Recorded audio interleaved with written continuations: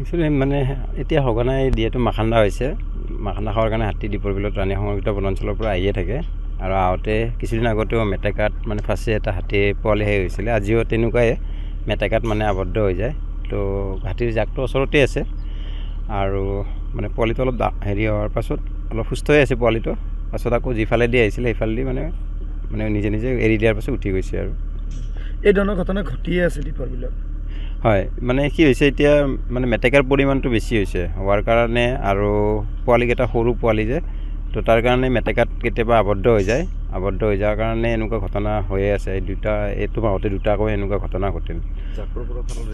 জাকৰ পৰা মানে মাখান্দা খাব আহোঁতে মাখান্দাত আৰু মেটেকা একেলগে মানে হেঁচি ধৰে, তো তেনেকৈ সেই ফাঁচি গৈছে। তো ৰাতিও এনেকৈ আহিছিলে মানে 15ৰ পৰা 18টামান হাতী। তো সেই হাতীৰ হেৰিতে মানে পোৱালিটো ইয়াত মানে ফাঁচি গৈছিলে। ৰাতি বহুত চিঞৰিছিলোঁ। তো এতিয়া পোৱালিটো বন বিভাগ আৰু আমাৰ স্থানীয় মাছমৰীয়া আৰু ইফালে আমাৰ যিটো হস্তি মিত্ৰ আছে, তো তেখেতসকলে উদ্ধাৰ কৰি মানে যিফালেদি আহিছিলে সেইফালেদি মানে উঠাই দিছে আৰু। এইটো হাতীৰ পোৱালিটো এনে আহিয়ে থাকে, জেনেৰেলি অহা যোৱা হৈয়ে থাকে। এতিয়া এই আজিৰ পোৱালিটো মিনিমাম বয়স 1.5 পৰা 2 বছৰৰ ভিতৰত হ'ব। ৰাতি 8:20 বজাত আমি ডিউটি কৰি থাকোঁতে হাতীখিনি বিলত নামি গ'ল।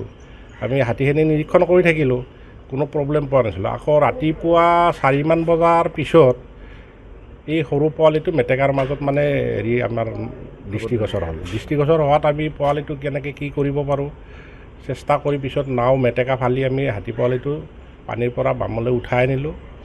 উঠাই আনি হাতী পোৱালিটো বনৰীয়া জন্তুটো, তাক বান্ধিও ৰাখিব নোৱাৰি।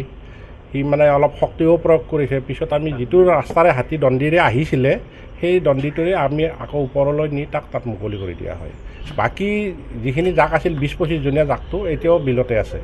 আৰু সেই হাতী পোৱালিটো এতিয়া আমি আমাৰ নিৰীক্ষণত আমাৰ ষ্টাফে চোৱা চিতা কৰি আছোঁ। মাইকী পোৱালি।